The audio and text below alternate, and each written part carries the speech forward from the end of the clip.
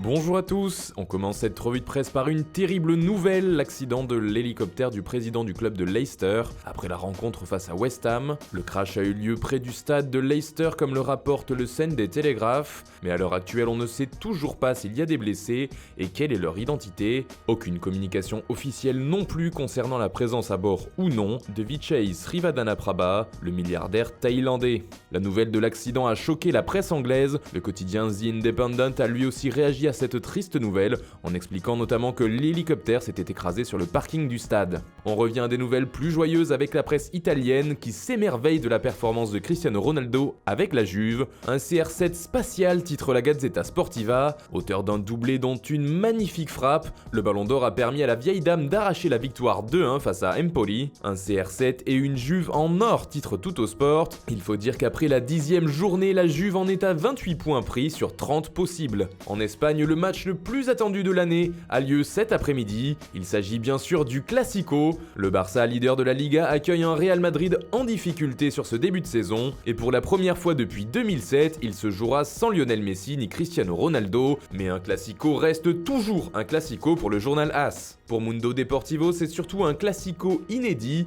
sans les deux virtuoses donc, mais avec la VAR, et ce pour la première fois. Une victoire des Blaugrana pourrait bien signer la fin de l'aventure de Lopetegui avec le Real Madrid, et sur ce point-là, le journal Sport est formel, le Barça devra être sans pitié.